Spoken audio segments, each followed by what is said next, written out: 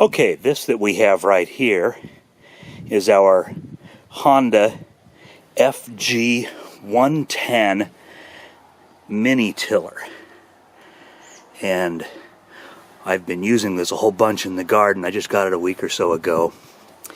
And as you can see, it's a very small Honda engine. It's got a little bulb primer in here. That's how you get it started. Choke on the back side of the carburetor. It's very, very easy to operate. You pump the primer bulb a couple of times, yank the cord, and off it goes. Assuming you have made sure that this switch right here is in the on position. When you forget to put it in the on position, you get extremely frustrated trying to start it. Now, for what we're doing here, we're going to be working up this strip alongside of our garage to put in some irises right along the side of the house here. And one of the things that you might notice along here is that this soil is not soft. This is a very hard clay soil, and it doesn't necessarily work up very well. So we're going to find out how this does when we get going on it. So I'm going to back off here, and I'm going to take off the depth stake control that you see here on the back of the tiller. I'm going to take that off for this purpose. Works better without that when you're trying to break up hard ground. And then I will give it a start, and we will be off and running and see how well this works on this.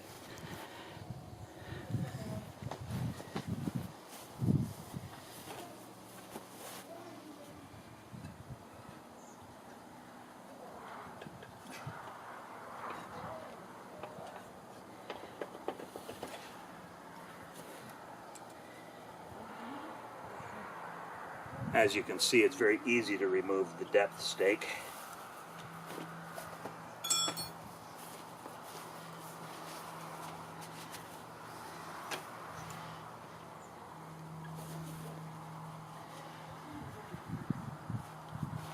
Well, and I know what else I had better do before I get started here. It's not real loud, but it's loud enough.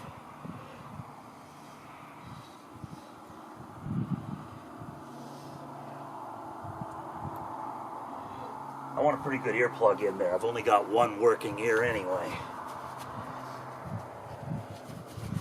So we pump the primer bulb.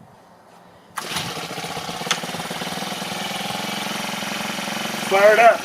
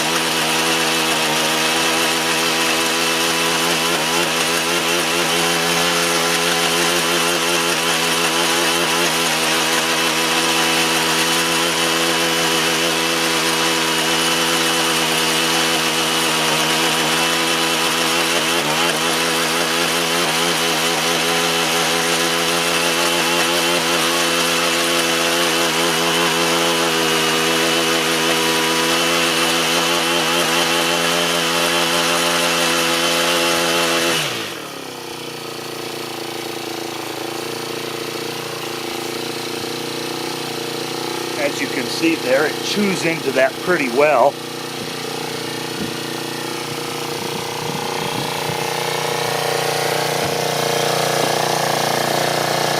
We'll see if we can get a little bit closer view of the digging action.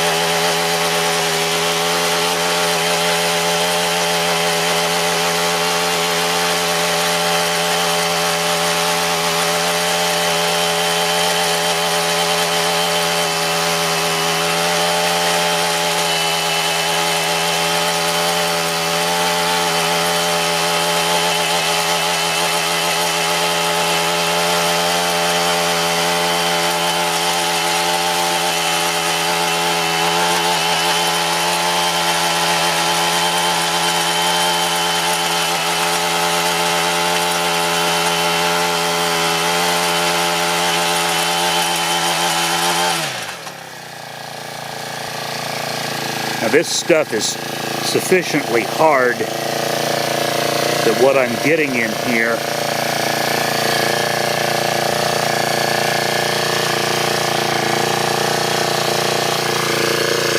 is only down a little bit. See right there, that's hard pan right at the bottom. But after I make 2 or 3 passes over it, it'll have this chewed down several inches and it'll make a pretty good planting bed to put some irises in. Now at this point, I have made 3 passes. I've made 3 strips, the width of the tiller, with a little bit of overlap, and down and back and down on each one. And so this is my last pass down here, and just see how far it's gone down.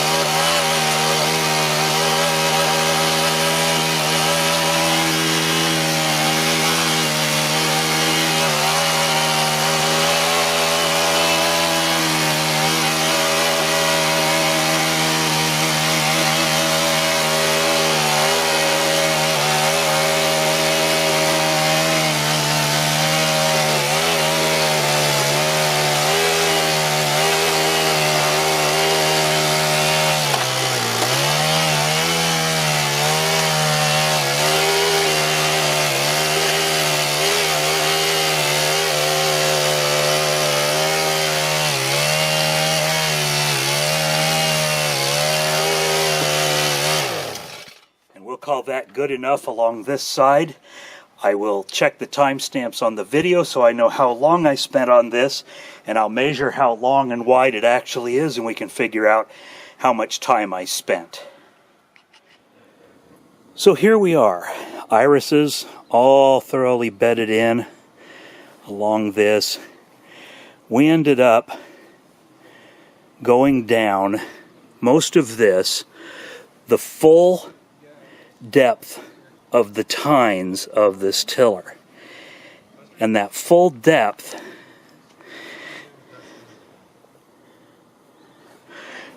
whatever that size on my hand is, I'll measure that. We were down that deep. It does a really fine job on this stuff.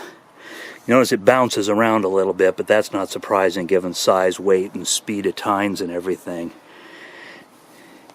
And you can see here, there's very little stuff wrapped up around those tines. They're very clean, and that's nice. Now I use this out in the garden and do the